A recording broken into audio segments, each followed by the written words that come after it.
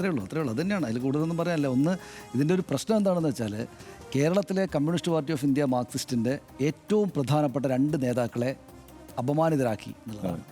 ഒരാളിപ്പോൾ ജീവിച്ചിരിക്കില്ല VS. Achuthanandan, ഒരാൾ ജീവിച്ചിരിക്കുന്ന ഏറ്റവും സുപ്രധാനിയായിട്ടുള്ള, രാജ്യത്തെ തന്നെ ഏറ്റവും പ്രധാനപ്പെട്ട കമ്മ്യൂണിസ്റ്റ് നേതാവായിട്ടുള്ള പിണറായി വിജയൻ, നമ്മുടെ സംസ്ഥാനം 10 വർഷമായിട്ട് ഭരിച്ച ആൾ, ഇപ്പോൾ പ്രതിപക്ഷ നേതാവായിട്ടിരിക്കുന്ന ആൾ. 2 പ്രധാനപ്പെട്ട നേതാക്കളെ ഒറ്റയടിക്ക് ഇവർ ഈ വിവാദം കൊണ്ട് ക്ഷീണത്തിലാക്കി, അപമാനിതരാക്കി. ഈ പിണറായി വിജയനെക്കുറിച്ച് രാഷ്ട്രീയമായിട്ട് പല വിഷയങ്ങളും വിവാദങ്ങളും ഒക്കെ ഉണ്ട്. പിണറായി വിജയനെക്കുറിച്ച് അദ്ദേഹത്തിനെതിരായിട്ട് ലേഖനങ്ങളും മറ്റുമൊക്കെ എഴുതുന്ന പത്രക്കാരോട് തന്നെയും ചെന്ന് ചോദിക്കുക, അല്ലെങ്കിൽ അദ്ദേഹത്തിനെതിരായിട്ട് അതിശക്തമായിട്ട് രാഷ്ട്രീയമായിട്ട് ആരോപണം ഉന്നയിക്കുന്ന നേതാക്കളോട് വ്യക്തിപരമായിട്ട് ചെന്ന് ചോദിക്കുക, ഇദ്ദേഹം കാശടിച്ച് മാറ്റുന്ന ആളാണെന്നോ അല്ലെങ്കിൽ ഇദ്ദേഹം മഹാമോശക്കാരനാണെന്നോ ഒരാൾ പോലും പറയില്ല. രാഷ്ട്രീയമായിട്ട് എതിർപ്പ്, പെരുമാറ്റത്തിലെ ധാർഷ്ട്യത്തിലെ എതിർപ്പ്, പിന്നെ CPM-ന് വേണ്ടി CPM-നോടുള്ള രാഷ്ട്രീയമായിട്ട് എതിർപ്പ്, ഇതൊക്കെയുണ്ട്. അദ്ദേഹത്തെ പറ്റി പല കേസുകളൊക്കെ ഇപ്പോൾ ഉള്ളതുകൊണ്ട് അദ്ദേഹത്തെപ്പറ്റി വലിയ രൂക്ഷമായിട്ട് അഭിപ്രായ വ്യത്യാസം പ്രകടിപ്പിക്കുകയും അദ്ദേഹത്തെപ്പറ്റി പലതും പറയുകയൊക്കെ ചെയ്യുന്ന മുഖ്യമന്ത്രി V.D. സതീശൻ അടക്കമുള്ള ആളോട് വ്യക്തിപരമായിട്ട് അത് ചോദിക്കൂ, ഇദ്ദേഹത്തിൻ്റെ ഇങ്ങനെയൊരു പേര് കേട്ടാൽ ഉടനെ അദ്ദേഹത്തിൻ്റെ ഇമേജ് അങ്ങ് ഒളിച്ചു പോകുന്നതാണ് എന്നൊന്നും ആരും പറയില്ല. പക്ഷേ ഹർഷം പറയുന്നത് ട്രോളുണ്ട്. പിന്നെ ഇപ്പുറത്ത് V.S. അച്യുതാനന്ദനും അപ്പുറത്ത് ഇങ്ങനൊരു പേരും കണ്ടാൽ സ്വാഭാവികമായിട്ടും B.S. പിണറായി പക്ഷത്തെ തർക്കമൊക്കെ ഓർമ്മയുള്ള രാഷ്ട്രീയക്കാർക്ക് അങ്ങനെ ഒരു തോന്നലുണ്ടാകുമെന്ന് ഈ പത്രത്തിൻ്റെ ചുമതലക്കാരിൽ ആർക്കൊക്കെയോ അങ്ങനെ തോന്നിയത് ഞാൻ തെറ്റാണെന്ന് പറയില്ല എന്ന് മാത്രമല്ല, അത് അവരുടെ ജോലി അവർ നന്നായിട്ട് ചെയ്യുന്നതുകൊണ്ടാണ്. ഈ സംഗതി വന്നതിന് ശേഷമാണെങ്കിലും ഇന്നത്തെ ദിവസം ഇത് വെക്കേണ്ടതില്ല എന്നൊരു തോന്നലുണ്ടാവുക. പത്രത്തിലൊരു കാര്യം മാറ്റാൻ എത്ര സമയം വേണം? ചെറിയ നിസ്സാരമായിട്ടുള്ള സമയം മതി. ഇനി അത് പരിഹരിക്കാൻ ഒരുപാട്, ഇപ്പം നമ്മൾ ഈ ജോലി ചെയ്യുന്നതുകൊണ്ട് നമ്മളിപ്പോൾ അവരെ പോലെ ഒരു വലിയ പ്രധാനപ്പെട്ട പത്രത്തിൻ്റെ ആളുകളെ നമ്മളായിട്ടും ഉപദേശിക്കരുത് എന്നുള്ളതുകൊണ്ട് ഞാൻ പറയാതിരിക്കുന്നതാണ്. പക്ഷേ ഒരുപാട് കാര്യങ്ങൾ ഈ പ്രശ്നം ഇത്രക്ക് വലുതാവാതിരിക്കാതെ ചെയ്യാൻ പിറ്റേന്ന് ആരും അറിയാത്ത വിധം വാരാന്തപ്പതിപ്പ് അവിടേക്ക് വരാൻ ഒരുപാട് സാധ്യതകളുണ്ടായിരുന്നു. ഇതിപ്പോൾ എന്താ വെച്ചാൽ V.S. അച്യുതാനന്ദൻ ഈ രാജ്യത്തെ തന്നെയും രാഷ്ട്രീയ നേതാക്കളിൽ BJP-യുടെയും കോൺഗ്രസിൻ്റെയും CPM-ൻ്റെയും സകലമാന രാഷ്ട്രീയ പാർട്ടികളുടെയും നേതാക്കളിൽ ഏറ്റവും സുപ്രധാനമായിട്ടുള്ള, ഏറ്റവും ഗംഭീരമായിട്ടുള്ള ഒരു മനുഷ്യൻ, ഒരു നേതാവിനെ ഒരു ബുദ്ധിമുട്ട്, അദ്ദേഹത്തിൻ്റെ പേരിന് ഒരു ബുദ്ധിമുട്ടുണ്ടാകുന്നില്ല. പേരൊന്നും മാറിപ്പോകുന്നില്ല, പക്ഷേ എന്നാലൊരു വിഷമം, ചെറിയൊരു സംഗതി അവിടെ ഉണ്ടായി. പിണറായി വിജയനും ഇങ്ങനെ ഉണ്ടായി. ദേശാഭിമാനിക്ക് സ്വരാജിന് വന്നിട്ട് ഇങ്ങനെ ഒരു കാര്യം പറയേണ്ടി വന്നു. അദ്ദേഹം ഇങ്ങനെ പറയുന്നതോടൊരു പിറ്റേന്ന് ഇന്ന് മനോരമയിലുണ്ടല്ലോ, നമ്മൾ വാർത്ത കൊടുത്തത് ഇന്ന് മനോരമയിലുണ്ട്, എൻ്റെ അടുത്ത് ഫോട്ടോ വാങ്ങിച്ചു പോയിരുന്നു, എന്നെ വന്ന് സംസാരിച്ചിട്ടുണ്ടെന്ന് അദ്ദേഹം പറയുന്നതോടുകൂടി ഈ സംഗതികളെല്ലാം കഴിഞ്ഞല്ലോ. അപ്പോൾ ഇത് ഇരുചെവി അറിയാതെ ഒരു പത്രം എന്തൊക്കെ കാര്യങ്ങൾ മാറ്റിവെക്കുന്നു, ആരൊക്കെ മാറ്റിവെക്കുന്നു, അത് അവരുടെ പത്രത്തിൻ്റെ പണി അതല്ലേ. അപ്പോൾ അത് ചെയ്യാമായിരുന്നത് ചെയ്തില്ല, അത് ഇങ്ങനൊരു പ്രശ്നമായി മാറി. അതിനകത്ത് എഡിറ്റർക്കെതിരെ ഇപ്പം നടപടി എന്നൊക്കെ കേൾക്കുന്നു. പിന്നെ എഡിറ്റർക്ക് വളരെ കൂളായിട്ട് ചെയ്യാവുന്നൊരു കാര്യമായിരുന്നു അത്. ഇങ്ങനൊരു പ്രശ്നം വന്നാൽ പിന്നെ അതിനകത്ത് മേലുകീഴ് നോക്കണ്ട. ഒരു സാധാരണ പത്രം പോലെയല്ലല്ലോ. ഒരു പാർട്ടി പത്രത്തിന് അതിൻ്റേതായുള്ള ചില ബാധ്യതകളും ബുദ്ധിമുട്ടുകളും ഉത്തരവാദിത്തങ്ങളും ചില കാര്യങ്ങളുണ്ട്, അതെല്ലാവർക്കും അറിയാവുന്നതാണ്. ഇപ്പോൾ മനോരമയും ദേശാഭിമാനിയും തമ്മിൽ വലിയ ഫൈറ്റാണ് അങ്ങോട്ടും ഇങ്ങോട്ടും എന്നാണ് പറയുക. പക്ഷേ പണ്ട് കുറച്ചു കാലം മുമ്പൊക്കെ പരസ്പരം സഹകരിച്ചിട്ട് ചില പരിശീലന പരിപാടികൾ നടത്തുക, ഇതൊക്കെ ചെയ്യുന്ന ആളാണ് മനോരമയും ദേശാഭിമാനിയും.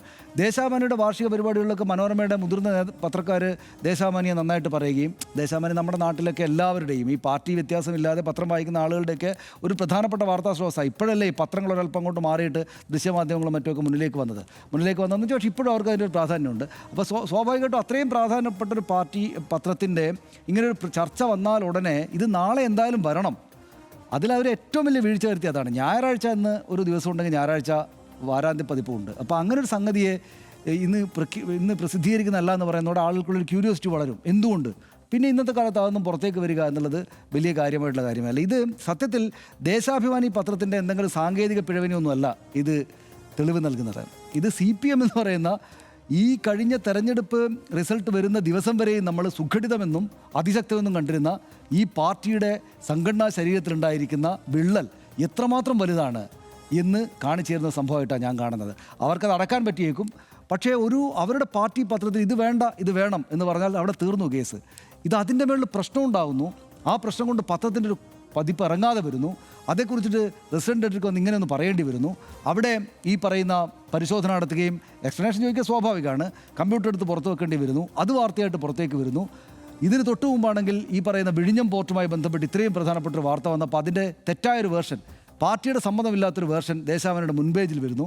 അതേക്കുറിച്ച് പിറ്റേന്ന് വരുന്ന വാർത്തയിൽ വീണ്ടും വിഴിഞ്ഞം പോർട്ടിൽ 49% ഓഹരി ഇദ്ദേഹം വാങ്ങിയിരിക്കുന്നതെന്ന് തെറ്റായ കാര്യം വരുന്നു. അതേക്കുറിച്ച് നേതാക്കൾക്ക് പറയേണ്ടി വരുന്നു. ഇവർ നേരിടുന്ന പ്രതിസന്ധി യഥാർത്ഥത്തിൽ തെരഞ്ഞെടുപ്പ് തിരിച്ചടിയുടെ വലുപ്പം കൊണ്ട് മാത്രമല്ല, എത്രമാത്രം ആന്തരികമായിട്ടുള്ള വിള്ളലുകൾ വന്നു എന്ന് കൃത്യമായിട്ട് കാണിക്കുന്നത്. എനിക്കിത് പറയുന്നതിൽ മടിയൊന്നുമില്ല. വിള്ളലുകൾ വന്നു എന്ന് കാണിക്കുന്ന ഒരു സംഭവമായിട്ടാണ് ഈ പാർട്ടി പത്രത്തിലെ ഈ കൺഫ്യൂഷനെ കാണുന്നത്. അത് ഇത്രമേൽ വലിയ ഒരു എന്താണ് ഒരു സിംബോളിക്കായിട്ടും മറ്റുമൊക്കെ വരേണ്ടിയിരുന്നോ എന്നൊരു പ്രശ്നമാണ് ഇതിനകത്ത്. ഇങ്ങനെ ഒരു ലേഖനത്തിൽ ഇങ്ങനെ ഒരു പേര് വന്നാൽ, ഒരു പരാമർശം വന്നാൽ, ട്രോൾ ചെയ്യപ്പെട്ടാൽ അങ്ങനെ ഇവരുടെ ഒന്നും മഹത്വം ഇടിഞ്ഞു പോകുമോ? ഇല്ലല്ലോ. ഇപ്പോൾ K Karunakaran, A K Antony, ഈ നേതാക്കൾക്കെതിരെയൊക്കെ ഇതുപോലെ പല പേരുകളും കേരളത്തിൽ പ്രചരിച്ചിട്ടുള്ളതല്ലേ. അതൊക്കെ പ്രചരിപ്പിക്കുന്നതിൽ ഏറ്റവും ആശാന്മാരായിട്ടുള്ള CPM തന്നെ അത് പ്രചരിപ്പിച്ചിട്ടുണ്ട്. പക്ഷേ അവരുടെ ആരുടെയെങ്കിലും ആ മഹത്വം ഇടിഞ്ഞു പോയിട്ടുണ്ടോ? അതുകൊണ്ട് അല്ല, ഇതിപ്പോൾ മുഖ്യമന്ത്രി സ്ഥാനത്തേക്ക് വന്ന ഇപ്പോൾ VD സതീശന് 2 മാസം കൊണ്ട് എന്തൊക്കെ പേരുകളുണ്ട്. എന്താണ് യു-ടേണ്, നുണേശൻ അതിന് മുമ്പുണ്ടായിരുന്നതാണ്. അത് ആ പദവിയിലേക്ക് എത്തിയാൽ അത് വലിയ പദവിയാണ്. മുഖ്യമന്ത്രി രാഷ്ട്രീയ നേതാക്കൾക്ക് വലിയ പദവിയാണ്.